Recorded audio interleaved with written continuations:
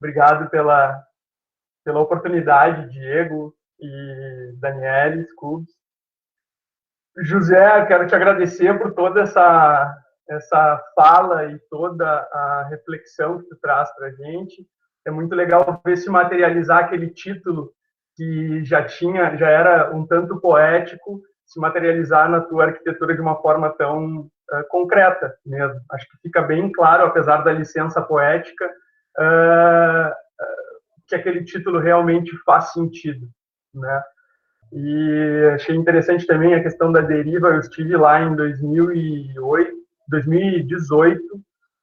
visitei o Eight, visitei o Mountain, e realmente, apesar, eu tenho uma postura bastante semelhante à tua, uma perspectiva bastante semelhante, que apesar de ter um certo preconceito a priori, a espacialidade é muito surpreendente lá. Tá? A forma como os espaços se desenrolam é fantástica. E essa questão da liberdade, claro, possibilitada por uma sociedade que tem mais segurança e tal, mas de que qualquer um pode entrar e subir naquele edifício, é muito interessante, né? É quase não sei, como um Para a contínuo, gente aquela... é uma utopia, né, para nós. Mas, infelizmente, né? Mas é tão lindo, né? Porque parece que aquilo lá quase... Mas, de alguma forma, a gente até tem algumas streets in the air, como a do Pedregulho, que poderia se assemelhar àquilo. Aquilo parece que exacerba um pouco isso, assim, né? Isso eu acho muito interessante. Acho que tem um olho dele também aqui para o Brasil, até inclusive na pavimentação daquelas rampas, eu acho que tem uma coisa de talvez até meio Copacabana, assim. Pode ser uma besteira isso que eu estou dizendo, mas bem, obrigado de novo, gente. Obrigado pela paciência.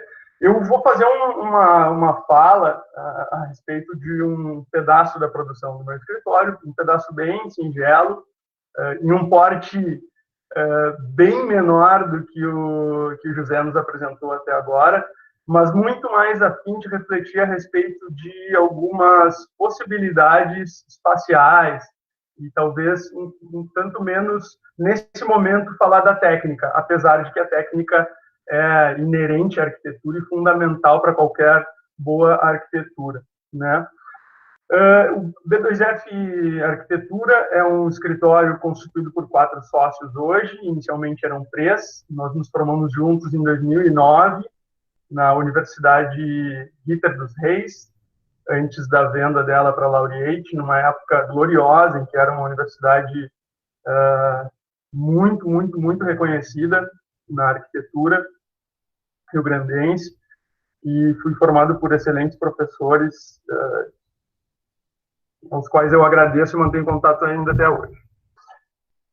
Depois de 2000, saindo da universidade, eu, Marcos e o Bruno, fomos nos associar somente 4 anos depois, quando nos reencontramos e tal, e até hoje seguimos essa parceria, e no ano de 2018 entrou o Fernando, tinha começado a estudar na faculdade comigo, e depois acabou se separando, largando a universidade e voltando, concluindo, mesmo depois de que nós já estávamos formados. Mas a ideia para essa palestra foi muito... O Diego tinha me pedido para que eu fizesse algum breve panorama a respeito da cidade de Porto Alegre. E eu fiquei pensando como poderia fazer isso, e não só fazer isso, mas cruzar isso com a nossa produção e com esse momento tão inusitado e complexo que a gente está vivendo, que é esse momento da pandemia, né? Com esse isolamento, com essa quarentena. E então, a gente começou a montar uma lógica de como que a cidade foi sendo constituída para depois linkar isso com a arquitetura. Vocês vão ver ao longo da fala como que isso vai se encadeando. E então eu vou começar fazendo uma aproximação, já que vocês são paulistas e não necessariamente sabem aonde se situa a cidade de Porto Alegre geograficamente. Eu começo colocando Porto Alegre no mapa, no sul do país, aqui o Rio Grande do Sul. Porto Alegre fica nesse local, que é o deságue do rio Jacuí, encontrando o rio Guaíba, que vai desaguar, então, na Lagoa dos Patos, até, posteriormente, encontrar o mar.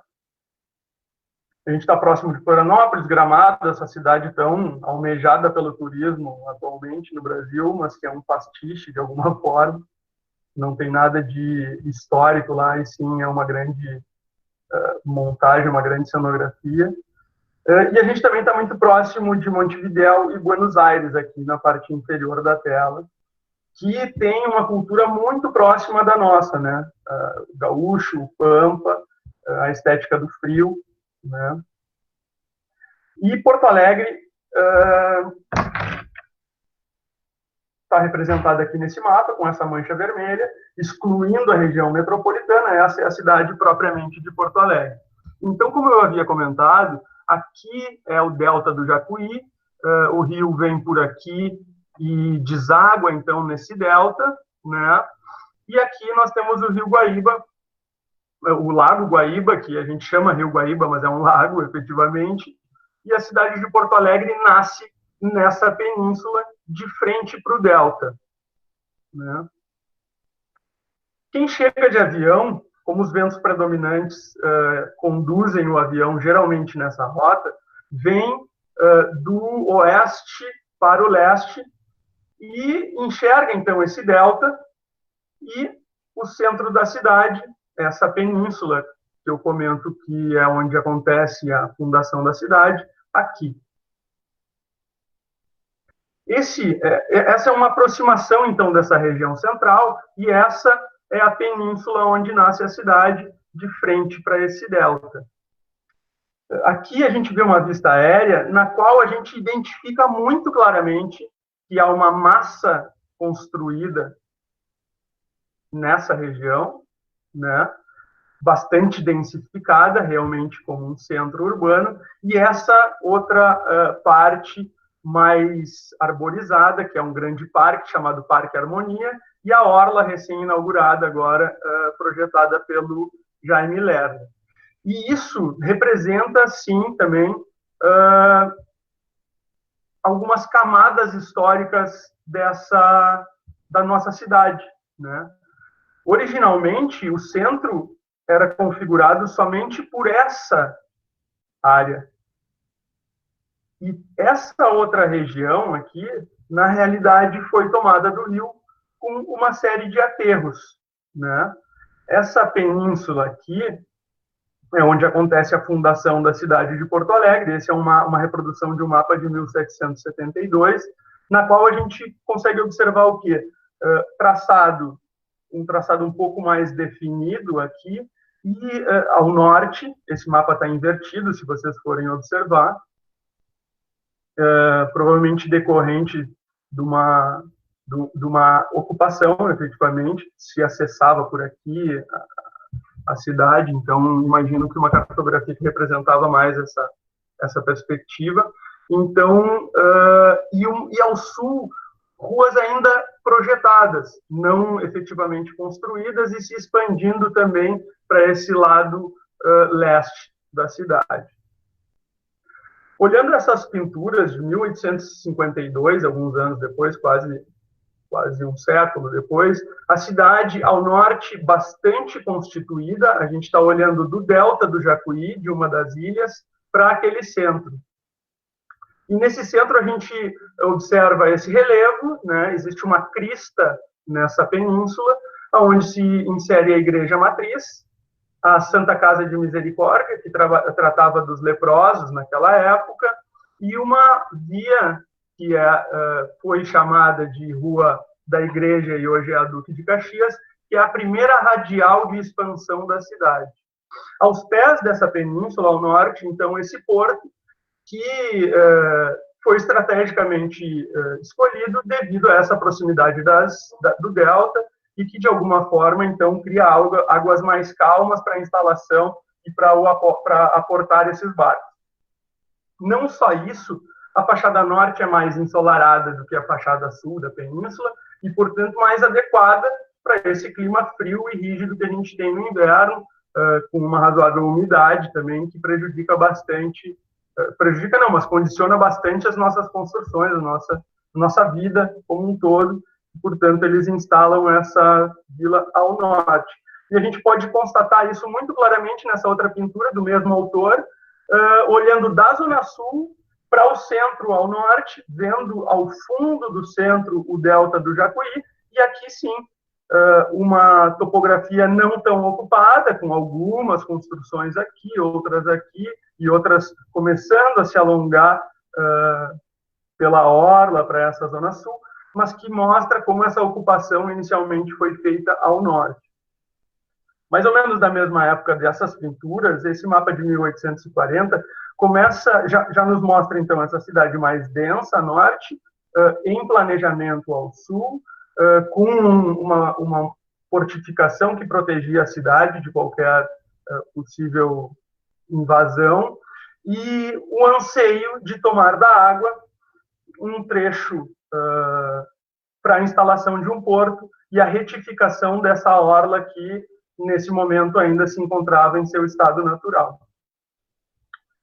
Nesse mapa de 1906, a gente já nota como a cidade já cresceu, como esse porto já tem um projeto mais definido e já começam a ser lançados, então, o projeto, efetivamente, da construção do porto. Outra coisa que se observa bem claramente nesse mapa é que a cidade vai crescendo, conforme eu havia comentado, no sentido radial. Essa radial aqui é a da igreja, que eu havia comentado, e ela é a primeira radial de todas, e depois a cidade vai crescendo conforme as radiais se expandem, em forma de leque, acompanhando essa expansão das radiais. Então, aqui em 1906, uma cidade que já está com um porte razoavelmente maior. No final da década de 20, a gente vê já o porto efetivamente construído, e aqui essa tomada diária do rio e a instalação desse porto vem com benefícios e malefícios. Claro, benefícios econômicos, o progresso, a possibilidade de instalação e de chegada de insumos, de viagens de navio, o que seja.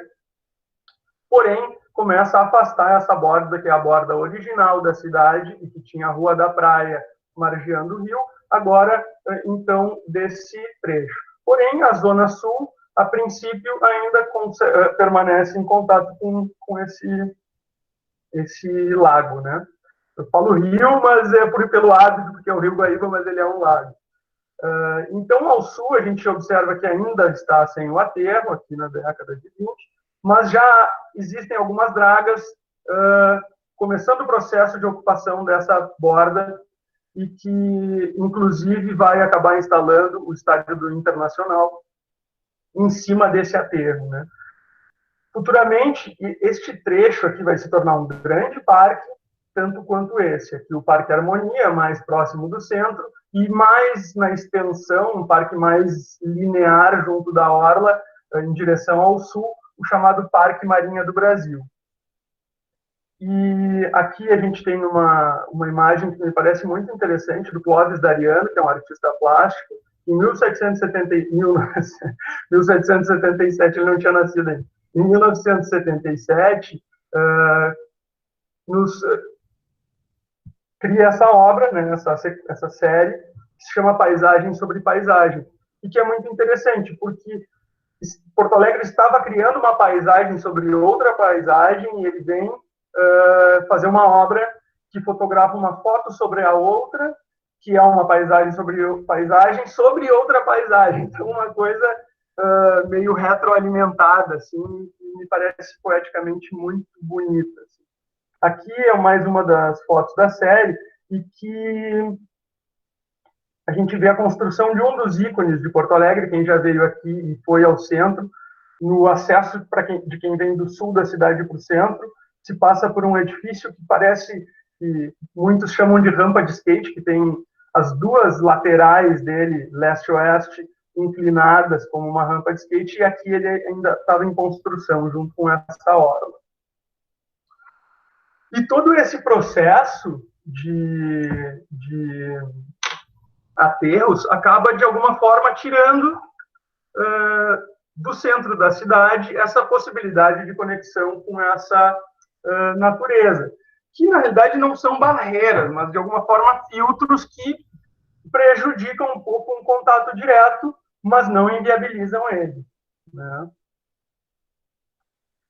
Aqui é uma retificação antes da retificação do Arroio Dilúvio, que também foi parte do projeto dos aterros, então a cidade tocando então esses veios de água, e aqui então onde antes a cidade tocava o rio, agora a gente tem essa paisagem, e que ainda é mais alterada com uma enchente que acontece no ano de 1941, que assusta muito a população, invade o centro, e por esse motivo se cria um muro, que aí sim é uma barreira efetiva e que inviabiliza o contato com essa face norte, que é a original da instalação da vila, e que é onde o centro ainda estava mais próximo da orla, e com uma das visuais mais interessantes, com o delta muito próximo desse porto, né? Então, existe esse processo de afastamento e de uma criação de barreiras na cidade de Porto Alegre, afastando a cidade efetivamente como malha viária, como cidade de uso misto, com as suas residências e comércios dessa orla.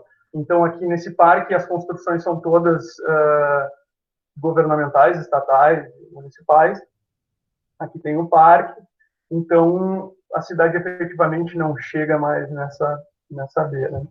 Mas mesmo não chegando na beira, existe uma intensidade de vida nesse centro que é natural da instalação da cidade, né? Então, em 70 ainda, com os cinemas de rua, que começam muitos anos antes, que eram o motivo e o local de encontro da população na cidade, e que tem uma caixa ainda hoje de rua muito definida, né? Apesar da variação da morfologia em termos de altura desse centro, grande parte dele é constituído por edifícios que não têm recuos de jardim, o que faz com que esses térreos todos sejam muito ativos e esse bairro é um bairro, sim, misto, né? De residências e comércios e serviços. Tem a esquina Democrática, no cruzamento da antiga Rua da Praia com a Borges, onde acontecem 90% das manifestações começam, passam ou acabam aqui nessa região.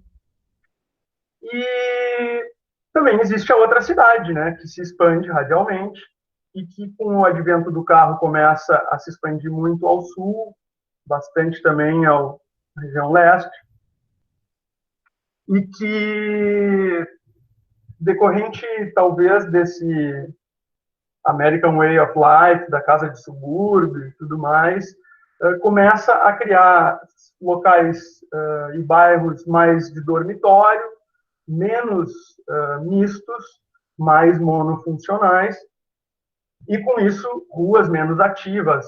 E sendo as ruas menos ativas, a gente sabe que elas começam a se tornar mais inseguras, né?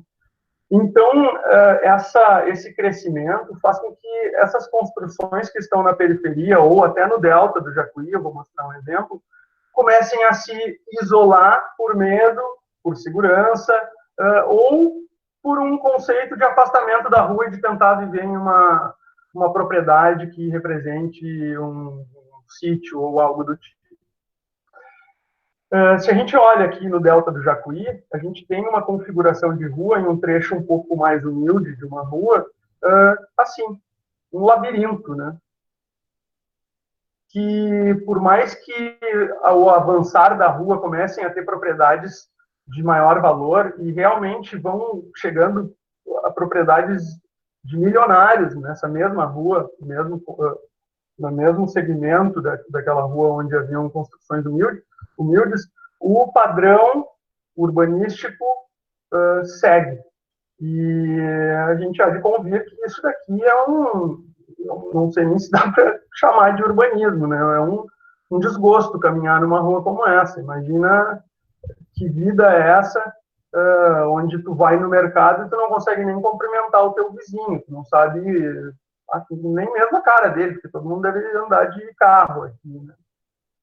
No mesmo local. Já na zona sul de Porto Alegre começam a se instalar os grandes condomínios, que exacerbam ainda mais essa questão do isolamento, né? Isolamento que a gente vem construindo há muito tempo e que agora a gente está forçado a viver ainda mais. E aqui, então, um outro condomínio, a gente vê como não existe nenhum tipo de atividade no entorno dessas construções. 2 condomínios, ao ponto de não ter nem mesmo uma calçada, né? Porque não faz sentido, as pessoas não andam aqui nessa rua, né? E aqui um bairro mais próximo do centro, mas já subúrbio também, com uma característica muito semelhante.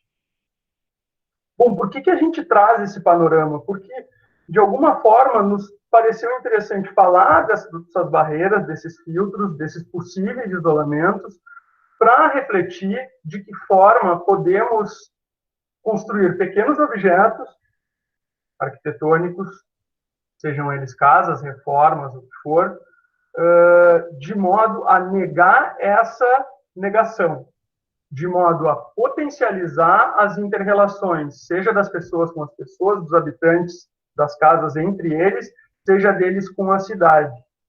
São questões que vêm sendo debatidas há anos, e que, inclusive, o José comentou na palestra dele, a respeito dessas transições, dessas passagens de um público para um privado, né? E que a gente escolhe 3 exemplos produzidos por nós, uma reforma de uma casa não construída e 2 casas, para mostrar como, brevemente, a gente tenta atenuar essa segregação, né? Conectar essas casas com a rua e dissolver essa separação tão drástica, público-privada, casa-cidade, fazendo com que haja pelo menos uma possibilidade de, quando houver a intenção, se conectar com essas ruas. Então, como prólogo, a gente vai trazer 2 frases. Uma dita pelo Mendes, que é: você pode considerar que, para a literatura, as palavras são como pedras de catedrais. Ela é também uma construção. Então, ele faz uma analogia da literatura que, juntando as palavras, começa a fazer sentido, né? Constituem frases, parágrafos, textos. E diz que a construção é um paralelo a isso. Então, na realidade, as construções, né, a forma como nós juntamos os materiais, também montam discursos, né? Também falam, de alguma forma, se a gente pensar a recíproca inversa. E Fernando Fuão, professor aqui da URGS, comenta que creio que o caráter desconstrutor do texto de Heidegger reside exatamente em sugerir que os lugares nos falam, são algo vivo, não são incipientes, inócuos, inanimados, não são uma superfície em que inserimos uma construção, mas sim algo vivo que se comunica conosco. Cada lugar nos diz, nos constrói um tipo de pensamento distinto. Se esses lugares, pensados por Heidegger e conceituados dessa forma, são vivos, eles comunicam, e a construção cria discurso e tem sentido, existe aí um diálogo. E nos parece que sempre é muito importante pensar que esse diálogo não necessariamente fortalece o que já está posto, mas pode dizer algo novo em conjunto, construção e local. Então, a gente passa inicialmente para essa reforma, que é uma reforma que fica na zona sul de Porto Alegre, a uns 12 quilômetros do centro, nesse bairro chamado Vila Assunção, que tem aqui uma avenida principal, com bastante infraestrutura. Aqui o bairro principalmente residencial, aqui um clube com uma ilha artificial. E aqui, derivando dessa avenida, agora está se criando um polo de pequenos comércios. Ela está aqui, uma rua paralela a essas 2. Essa é a construção que a gente encontra. E essa reforma não foi feita para uma família que comprou uma casa e queria reformar. Na realidade, eles viveram por 20 e tantos anos nessa casa, criaram as 2 filhas nessa casa e decidiram que agora, com a saída de uma delas, eles poderiam reformar para dar novos ares e para reciclar, então, e ressignificar essa construção. A gente vê que é uma casa que parece ter um clima muito agradável e tem um pequeno pátio após essa grande vegetação que faz a separação com a rua, esse muro baixo que foi através da vegetação e de uma cerquinha bloqueando esse contato com a casa, mas que realmente está segregado da rua, infelizmente, né? E essa é a casa que a gente encontra. Uma casa que, por ter 20 anos de história, tem uma série de memórias, né? E a gente pensa como que essas memórias podem nos auxiliar a construir esse projeto de reforma, que, no ponto de vista deles, seria, sim, algo bem drástico, a reforma, mas que a gente, que inclusive cogitava uma demolição completa da casa, mas que, no nosso ponto de vista, parecia que devastar essas memórias poderia ser um equívoco. Para isso, a gente se apoia, então, num conceito oriental que é o do wabi-sabi, que representa uma abrangente visão do mundo à japonesa, uma abordagem estética centrada na aceitação da transitoriedade e imperfeição. Isso é do Tem um conto, uma lenda, que conta que um nobre francês convida um nobre oriental para visitar a sua grande propriedade e pede para os seus jardineiros que arrumem e deixem impecável aquele jardim francês, né? E os jardineiros prontamente trabalham com relação a isso e chega o dia da visita do nobre oriental e eles começam a passear, então, por esse jardim, até que, vendo aqueles lagos desenhados, a topiaria da vegetação impecável, eles dobram após uma dessas vegetações e encontram, nossa, um canto que o jardineiro não conseguiu tratar. E o nobre, desculpe, eu não sei como é que isso foi acontecer, e o nobre oriental disse assim, não, sabe que pode ficar tranquilo, porque esse é o local que mais me agradou na tua propriedade. Aqui a gente nota a passagem do tempo, a gente vê o tempo passar, vê a natureza agir efetivamente. Isso me encanta, essa vegetação que cresce entre as pedras, esse limo. Então, esse é mais ou menos uma história que tenta ilustrar essa questão do wabi-sabi. Como não necessariamente alguma falta de controle na nossa vida, né, pode ser bem-vinda, como a transitoriedade, a imperfeição, a passagem do tempo, a ruga no nosso rosto, conta parte da nossa história, e isso a gente queria, de alguma forma, buscar no projeto dessa casa. E, claro, isso é muito bonito e é muito difícil de ser materializado na arquitetura. Então, a gente tenta ir comendo pelas bordas para ver como que a gente viabiliza isso. Essa é a casa, a planta baixa dela, com o jardim frontal, aqui a rua, né, a calçada, um acesso para uma garagem lateral, a casa com o seu ambiente social bem definido, aqui sala, jantar e cozinha, 2 dormitórios com acesso por aqui, os banheiros deles, um pequeno espaçamento entre a construção e o vizinho, que é um espaço um tanto perdido, que serve para iluminar o jantar, mas ao mesmo tempo é meio subutilizado, uma edícula no fundo do terreno.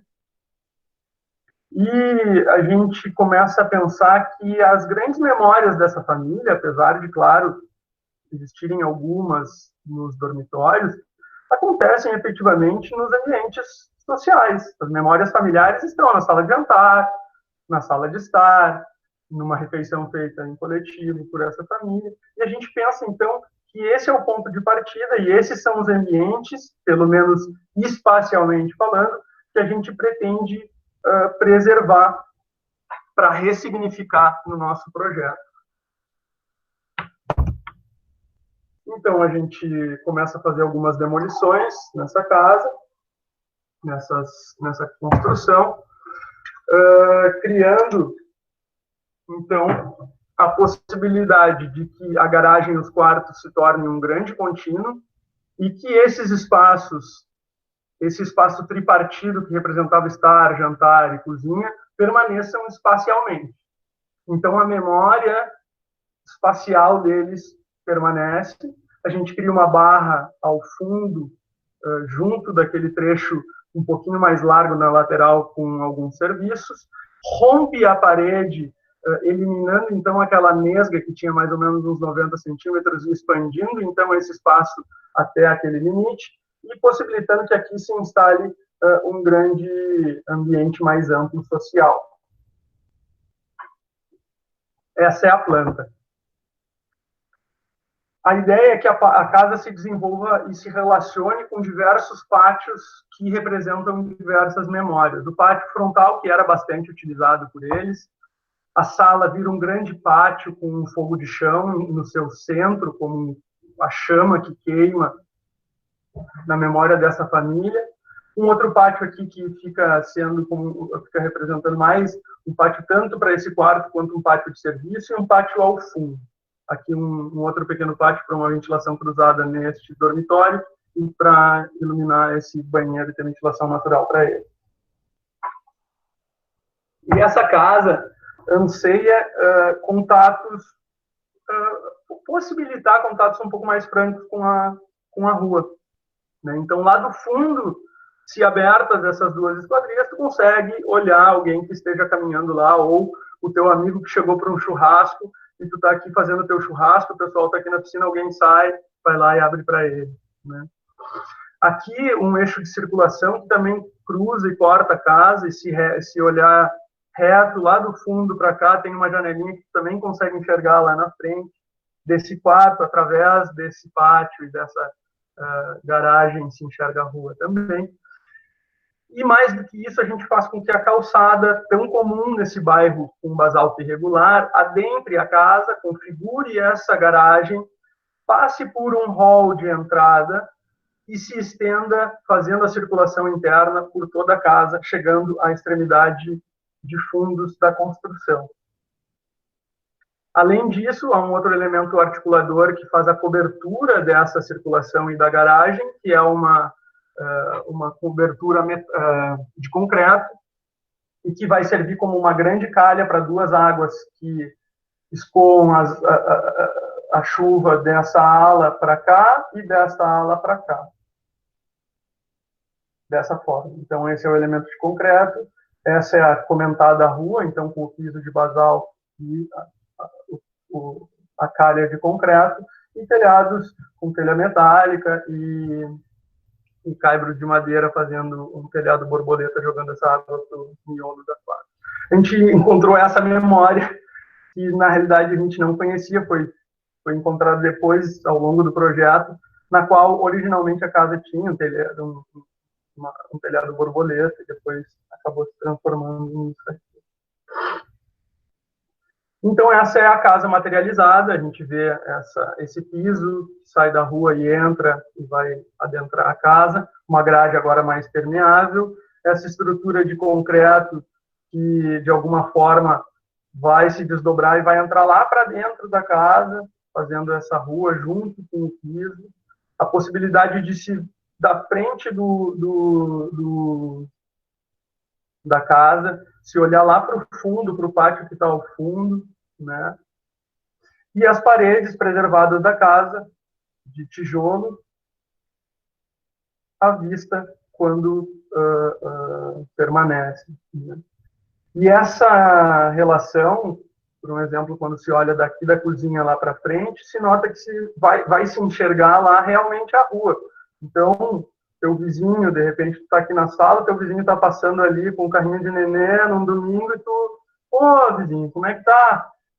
Passeando, já vai ter churrasco hoje? Não vai ter. Ou tá tomando mate na varanda, já se relaciona com o vizinho. Então, uma filtros que não segregam, né, que através, por um exemplo, do fechamento dessa veneziana, podem dar uma privacidade. A gente pode também ser hipócrita de achar que a gente vai querer viver a vida inteira conectados com o meio urbano, mas que sejam filtros móveis que possibilitem a conexão quando não houver a necessidade de privacidade. Então, aqui, esse pé direito mais baixo na circulação, algumas visuais da casa, então, uma estrutura independente, né? Lá estão as paredes existentes da casa, essa cobertura é uma estrutura independente daquela, essa calha, né? E esse telhado apoiado nela e apoiado numa parede nova aqui atrás. Essa imagem mostrando, então, esse cruzamento desse eixo de circulação e um ambiente, talvez até com uma característica mais seca, mais urbana do piso, do concreto, e aqui uma coisa mais acolhedora com a madeira. Aqui o tijolo descascado, não sei se você acabei não comentando, mas é uma casa que era de tijolo maciço, muito bem executado, muito bonito, estava pintado, né, a gente chegou lá, e era a ideia de dar uma apagada nele. Esse eixo de circulação que vem da rua e chega lá no fundo do terreno, na suíte principal, que se abre para aquele pátio que fica no fundo, também com uma área de escritório voltada para aquele pátio. O pátio, aquele que antes era o estar social, com o fogo de chão, com a parede quebrada, ganhando então aqueles 90 centímetros que ficavam entre duas paredes agora para dentro desse pátio, e conectando essas duas, o ambiente interno com essa antiga sala que é esse fogo de chão, onde a gente permanece com a esquadria que existia na casa, permanece com o vão da porta, quebra o que há de demolição, não é retificado, fica realmente como uma memória inacabada, em transição. Essas estruturas todas justapostas e não incorporadas às paredes. Uma pequena cobertura de vidro com um caibro de madeira. Aqui a gente nota a parede e a estrutura justaposta a ela. Aqui o pátio de serviço. Bom, agora a gente vai para uma casa que é uma casa que tinha um orçamento bastante reduzido, é uma casa construída pelo e para o meu sócio, e que fica mais ao sul ainda da zona central. Ela está a uns 20 quilômetros do centro, uma zona nova, onde os terrenos são mais baratos. E ela tem algumas características e alguns benefícios. É um terreno muito legal, que dá de frente para uma área verde, que faz a área de preservação de um fio d'água que aqui já está canalizado. E que aqui já está canalizado. Essa daqui é a grande avenida de acesso, isso aqui é um loteamento novo, isso daqui é um bairro um pouco mais velho. Então, aqui, nessa esquina, é um terreno de esquina, esse é o terreno que a gente encontra. O loteador criou um desnível do terreno existente para a instalação dessa via, né? O que é um ato bastante comum, até na casa do Mendes, no Butantã, é isso que acontece, né? Se olha aquele talude que tem na frente da casa dele, está na mesma cota da Casa Bandeirante, está na frente do terreno dele. Então, há um rebaixo dessa malha viária com relação à geografia original desse terreno, né? E que, de praxe, no loteamento, o que acontece é isso. Aqui a gente vê, aqui tem um corte nesse terreno, o terreno aqui é mais alto. Pessoas simplesmente devastam aquilo, gastam para tirar a terra do terreno, e não só isso, arrasam a terra sem necessidade. Eles deixam de aproveitar oportunidades e talvez ouvir oportunidades e ouvir o que o local tem para nos dizer, né? Então, nos parecia que, na realidade, aquele terreno poderia ser muito bem apropriado se, ao invés de uma devastação, se fizesse uma pequena escavação para a inserção de uma garagem, de um acesso para a casa, efetivamente, que estaria instalada flutuando sobre esse terreno, descolada dele, então criando a casa em um pavimento, as funções, o programa de necessidades mais do dia a dia da casa, né, as áreas sociais de dormitório, nesse pavimento mais próximo, então, dessa cota original do terreno, essa memória dessa geografia, né? E essa casa, a gente pode notar que ela é como, nesse corte a gente vê uma laje, outra laje descolada do solo, então essa relação frente-fundo, tu estando nesse jardim no fundo, tu enxerga a frente, quem está aqui enxerga aqui dentro da casa, tanto quanto quase o fundo, né? E essa casa ela é construída da seguinte forma: duas vigas vencem vão nesse sentido, e acima dessas duas vigas uma caixa se apoia, que tem uma laje com duas vigas invertidas na ponta e que apoiam paredes de bloco de concreto que sustentam, por sua vez, uma grande laje treliçada que vence o vão de 8 metros da casa. Portanto, essa parede bem fina não tem papel estrutural, ela é uma divisória da casa, efetivamente existe, mas é uma divisória de drywall e que era parte do anseio do projeto, que essa casa pudesse sim se ver livre de qualquer tipo de.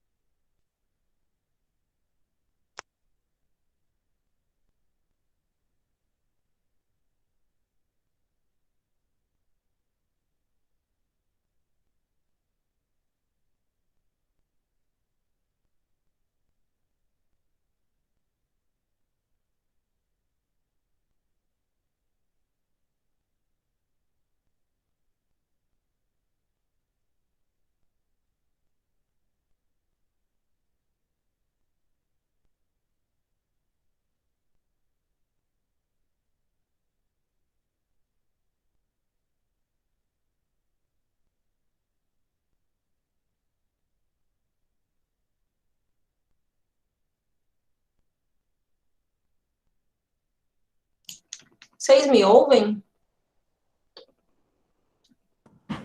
E Dani? Acho que foi só o Lucas, né? Travou? Eu tô ligando para ele já. Ah, então tá bom. Deve ter caído. Oi, Gustavo. Tudo bem? Quando você vai voltar? Saudade. Hã? Quando você vai voltar? Se me informar, eu volto, Dani, com certeza. Tô falando sério.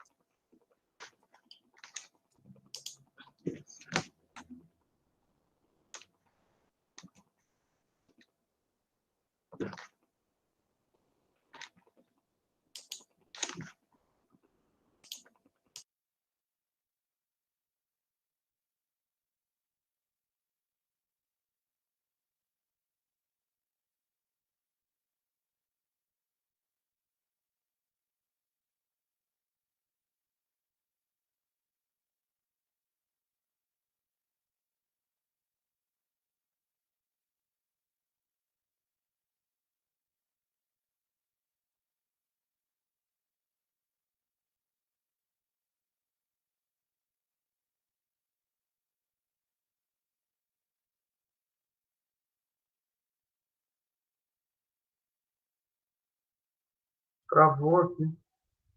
Oi, estão me ouvindo? Sim, Lucas. Travou. Achei que eu que tinha te travado. Você parou na parte do drywall, das vigas invertidas, travou pra gente. Tá. Gente, eu tô com um problema no meu celular. Ontem ele caiu e acabou com um nocaute. Então, eu estou usando o web e o WhatsApp porque ele segue funcionando, mas estou sem tela. Então, o Diego me ligou e eu não vi quem era que estava ligando, por isso que eu demorei para retomar aqui a ligação. Desculpe. Tranquilo, meu querido, mas o pessoal está gostando, pode continuar, obrigado. Tá, legal.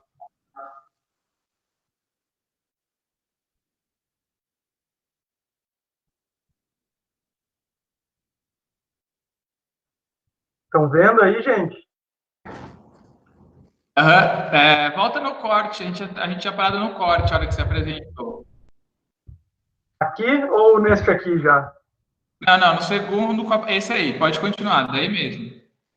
Tá, legal. Bom, então essa casa é uma casa que fica flutuando nesse terreno, né?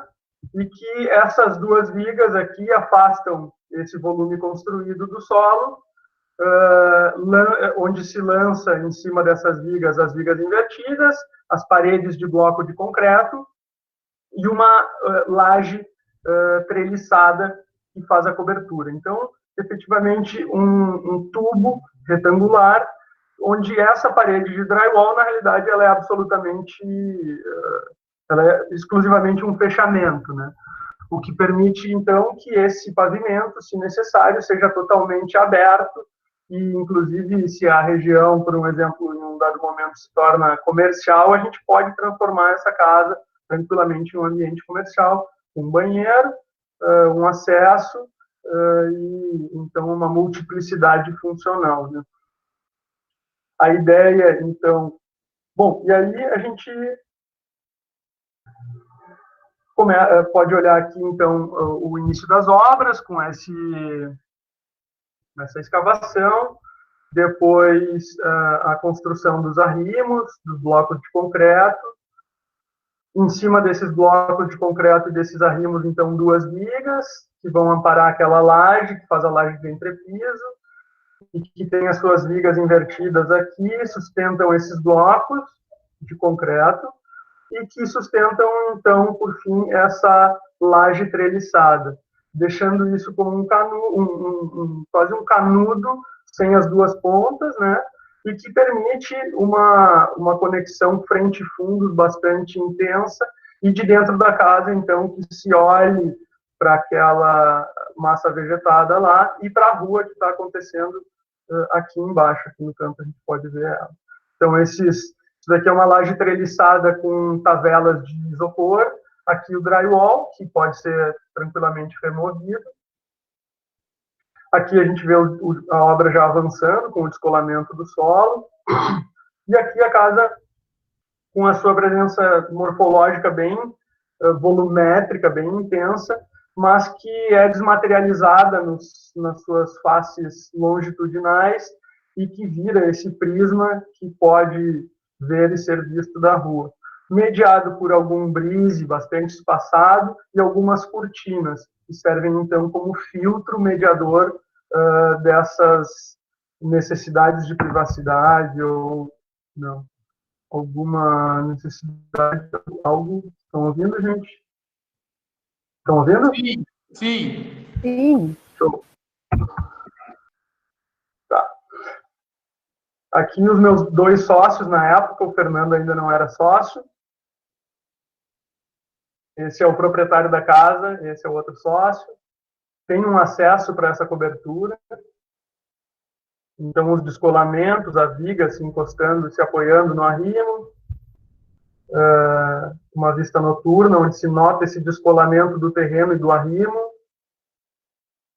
E aqui a conexão, eu estou na varanda que tem no fundo da casa, olhando para frente, vendo lá a rua, a vegetação, e realmente é interessante. Meu sócio comentou que a relação que ele estabeleceu com essa comunidade era bastante intensa. Ele conhecia grande parte dos vizinhos se relacionava muito intensamente com eles por causa dessa franca relação que existia nessa casa, né? Atípica, inclusive para o condomínio, que nega esse contato geralmente com a rua. Uma esquadria retrátil lá no fundo, o brise, ao invés de correr, ele é como ele é plissado para cima, né?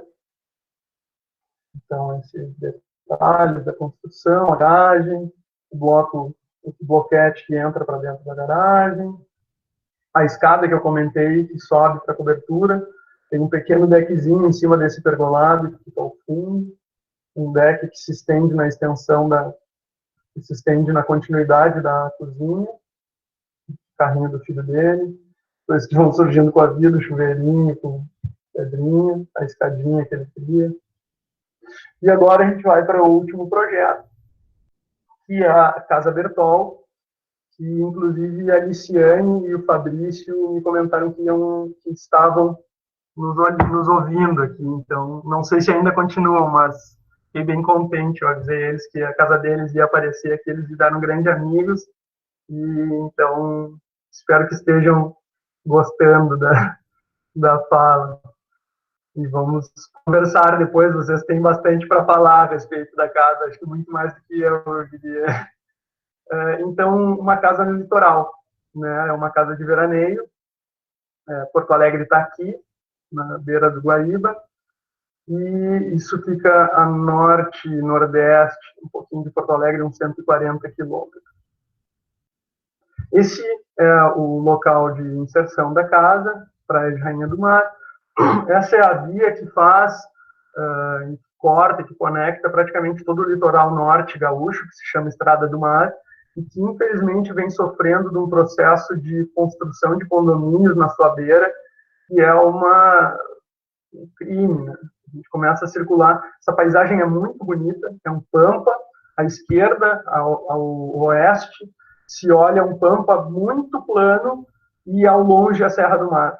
Basicamente essa é a paisagem que se enxerga nessa estrada, e antes à direita tinha um trecho dessa paisagem, depois se conectava com a cidade, e agora a gente vê muros absolutamente em quase toda a extensão da estrada, ou em grande parte da extensão da estrada, à direita, e ainda à esquerda poucos, mas em processo de construção alguns. Isso é uma pena. A gente ficou muito contente de estar sendo convidado para projetar uma casa fora de condomínio, que atualmente é uma coisa bastante rara e nos deixou realmente bastante contentes. Então, esse é o terreno que a gente encontra. Esse loteamento, ele tem todas as casas, vou voltar nessa imagem, todas as casas estão dispostas no sentido leste-oeste, todos os lotes, né? Então, todas as casas dão frente para essa rua, ou no máximo esquina para essas aqui. Nessas ruas não existem lotes nesse sentido, né? Só no sentido leste-oeste. Porém, um proprietário de 2 lotes, um de esquina e um de meio de quadra, unifica os 2 e fraciona no outro sentido o lote. Então, esse é um dos únicos lotes que está virado para essa via que leva ao mar, exclusivamente para ela, e não tem contato com essa aqui. Houveram vários utensílios nisso, não havia ligação de energia, não havia ligação de água, e tudo isso foi descoberto logo uns meses antes, a gente se deu conta disso uns meses antes da instalação, na realidade, do projeto executivo. Assim. E também ela tem uma característica peculiar, porque as pessoas saem das casas, caminham por essas ruas, mas grande parte delas passam por aqui, né, pelo menos nesse miolo aqui do loteamento, para ir para a praia. Então, são as chamadas passarelas, né, que inicialmente eram para ser absolutamente vegetadas, mas acabaram sendo pavimentadas com paralelepípedos. E esse é o terreno que a gente encontra lá. Um grande gramado, bem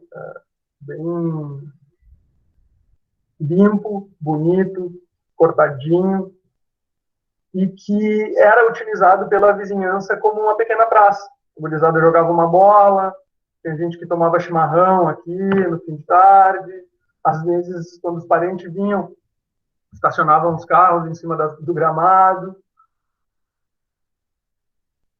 Então, esse lote vazio, aberto para a cidade, não era um matagal, era uma pracinha, efetivamente.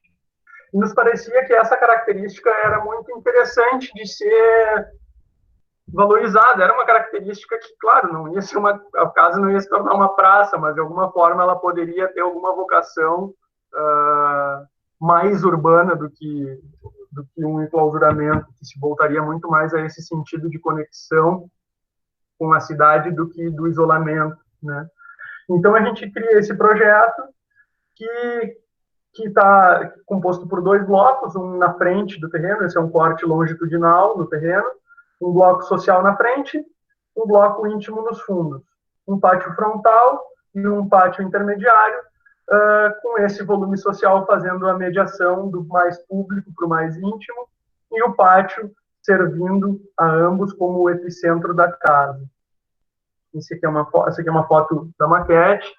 A gente cria esse telhado levemente inclinado, quase como uma memória da dúvida dos clientes com relação aos próprios anseios, se queriam uma casa com telhado, se não queriam uma casa com telhado, se queriam uma casa mais moderna. Então, de alguma forma, a gente reinventa isso, traz isso como parte do imaginário na criação, e isso se torna um solário, um deck, para se tomar sol. Essa casa, então, tem a possibilidade de ficar francamente aberta, como está na maquete, né? Sempre que recolhidas as esquadrias, essas conexões se efetivamente funcionam e acontecem dessa forma, né?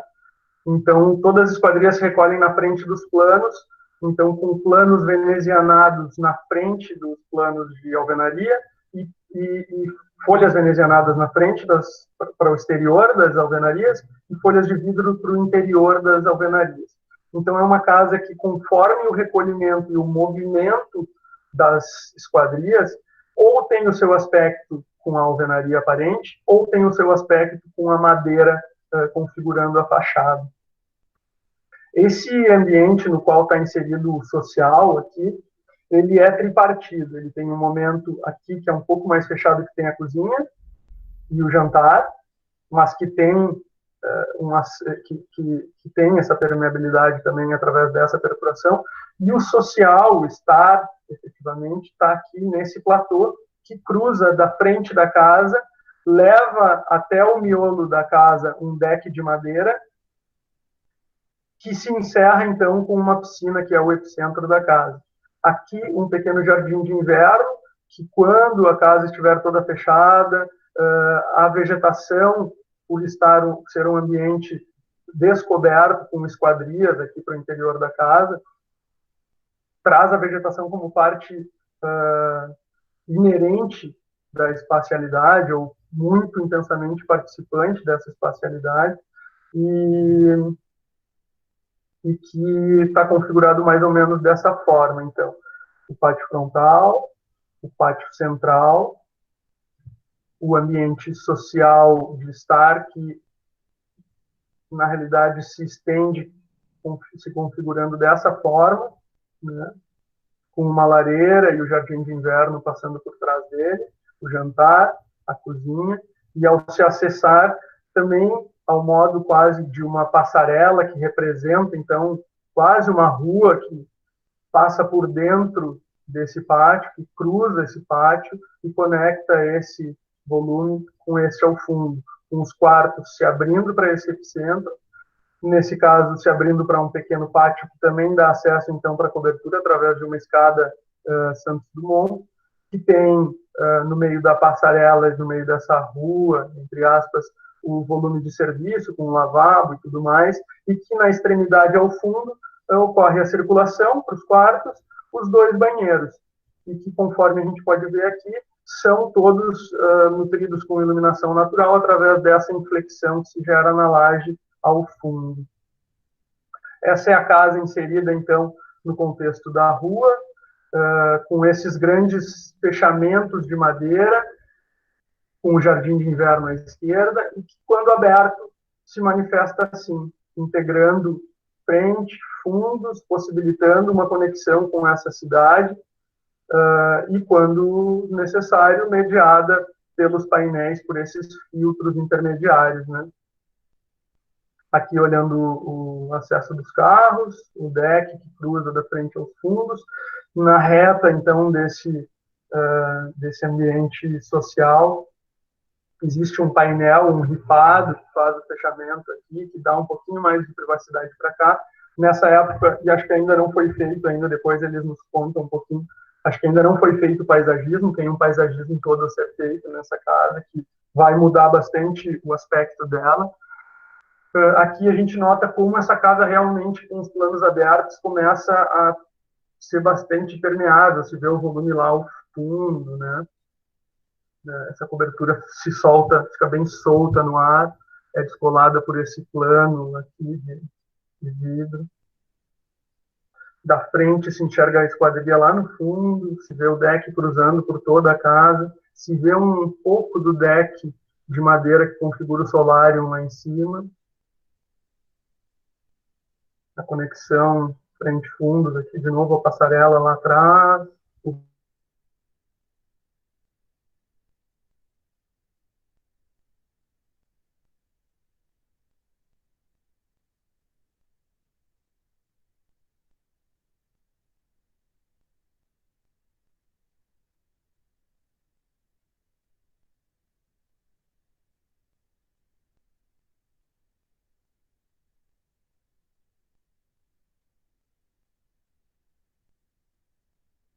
Já tô ligando para ele, tá? Tô avisando que travou. A passarela cruzando com o volume de serviço que já abriga. Opa! Já travado, na hora que você começou a falar do fundo, ele deu uma travada aqui, Lucas. Em qual imagem? Na hora que você foi apresentar a passarela, na primeira imagem, nessa imagem na volta, do telhado inclinado, com o telhado bem de frente. Tá, peraí. Eu não estou nem conseguindo parar a apresentação.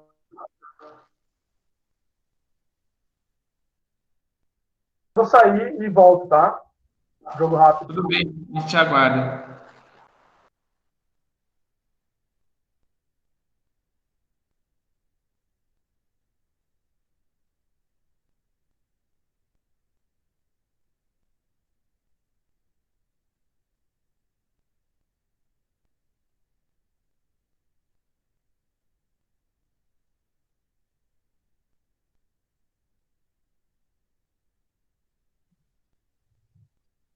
Vocês estão me ouvindo agora? Sim. Vocês parei nessa Isso, imagem, parou né? nessa imagem. Você estava falando da passarela que travou. Pode continuar, obrigado. Não.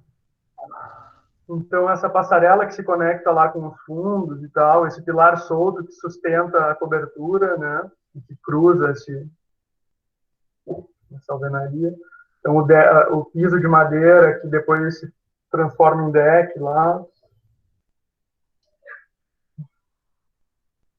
Aqui, uma vista da suíte olhando para frente. Então, a relação de conexão mesmo com esse ambiente urbano, né? Também, da mesma situação da Casa Bloco, quando o teu vizinho passa lá, tu enxerga, tu conversa, tu dialoga com ele, tu começa a te aproximar, seja por familiaridade, seja por diálogo dessa comunidade. Passarela aqui, o volume de serviço aqui, que já abriga as caixas d'água e os ar-condicionados aqui à esquerda.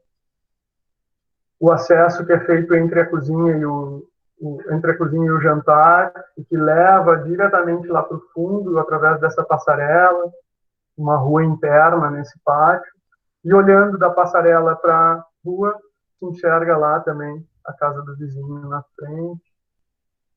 Aqui, olhando para o fundo, a gente vê a borda da cama lá, o deck cruzando, o forro compondo também com esse piso, né? Então, o único forro de madeira da casa está aqui, junto com esse piso de madeira, que também é o único da casa, e do quarto, que olhando para frente também, essa mesma característica.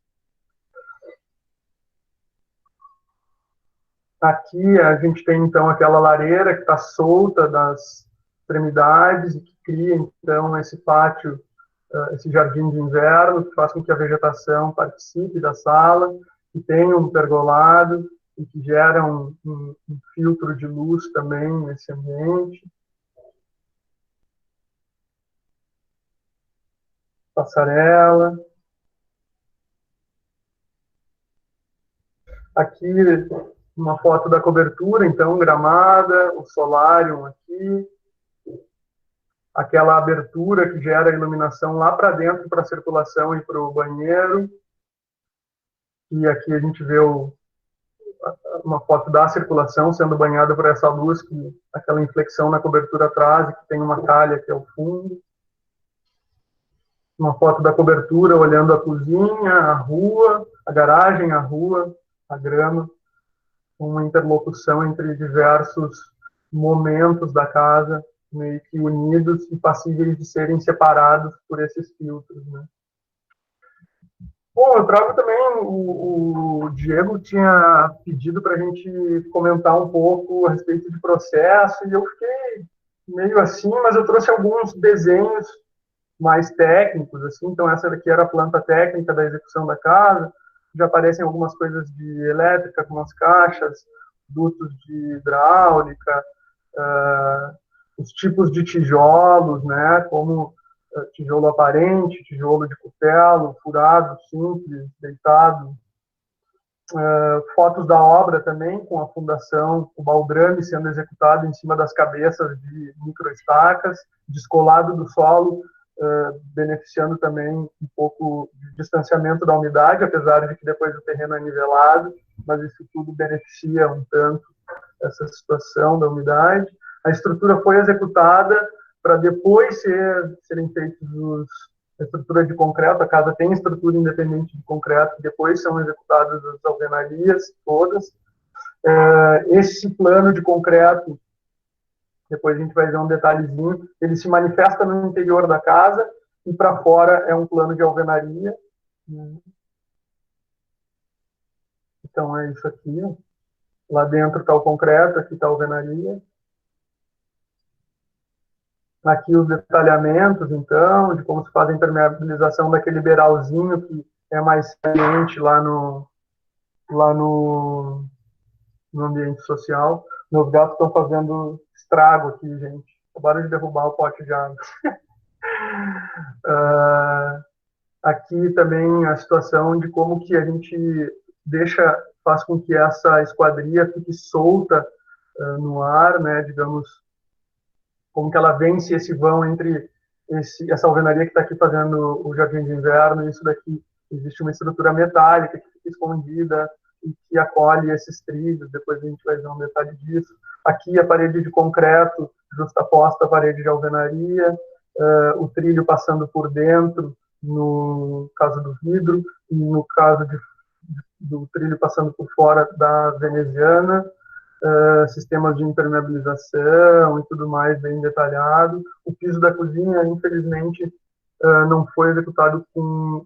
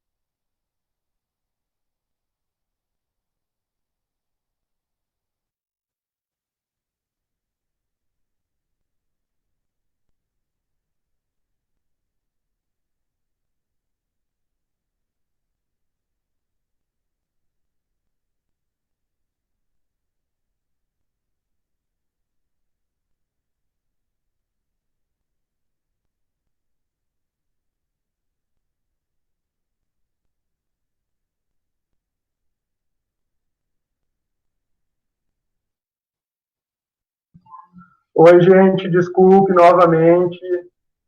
Estão me ouvindo? Sim, tem que A Luciane na casa. O pessoal da casa está sentadinho na sala lá de estar na casa agora, nos olhando. Bom, depois eles compartilham e fazem algum comentário. Vou compartilhar a tela.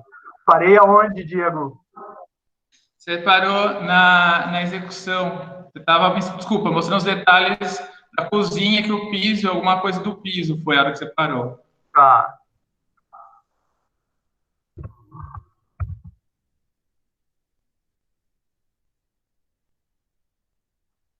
Então, esse piso, que inicialmente ia ser de cerâmica. Aqui algumas fotos da execução, do plano de concreto, justaposto ao plano de alvenaria, né?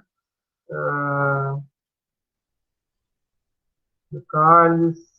Aqui o detalhe de como que a gente vai sustentar, então, aquela esquadria, que é com 2 tubos metálicos justapostos e uma aba que vai, onde vai ser parafusada o trilho da esquadria, e ele fica ancorado nesse pilar, neste e neste.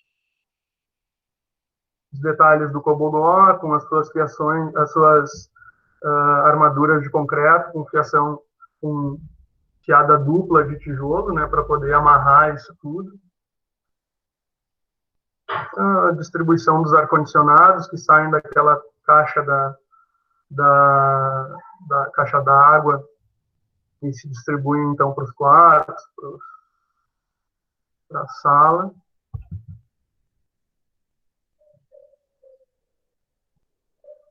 Desculpe, como eu tenho que ficar mais atento agora, porque eu tenho caído, eu achei que pudesse ser alguma coisa, eu ouvi um barulho do chat.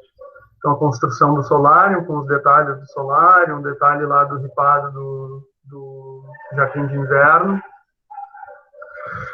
E, gente, então, o que nos pareceu interessante, ao invés de fazer um grande panorama do escritório, foi mostrar 3 obras que a gente acha que fazem sentido para esse momento de isolamento. Eu gostaria, sinceramente, de não estar encerrado aqui no meu apartamento e de estar, assim, numa dessas casas, mais conectado com a vida urbana, podendo ver um vizinho que outro que, quando vai no mercado, cruza na frente da minha casa e eu posso conversar com ele, e que potencializa tanto as relações internas da casa quanto as relações com a comunidade, com a cidade. Então, uma maneira de dissolver esses limites tão rígidos que a gente tem criado nos últimos anos e que talvez não sejam a melhor forma. Claro que a gente não projeta todas as casas dessa forma, porque nem todas as pessoas anseiam esse tipo de reflexão, né? E seria hipocrisia da minha parte dizer que isso é um fio condutor, né, absoluto da nossa produção. Não, a gente acredita nisso, mas nem sempre a gente consegue compor a arquitetura dessa forma pelas diversas demandas que nos aparecem no caminho, seja do cliente, do lugar, que às vezes não pede algo desse tipo mesmo, né? Não pede uma arquitetura como essa. E aqui a gente tem uma foto do cliente, do Fabrício, querido, trabalhando numa mesa num quarto da casa, com a veneziana lá na frente fechada. Então, com esse filtro que a gente vê lá atrás, a silhueta da casa, da casa do vizinho, né? Mas que, ao mesmo tempo, mantém uma privacidade quando há o anseio disso, né? E, então, era isso, assim. Espero que... Foi um prazer, na realidade, receber esse convite e poder estar com vocês aqui.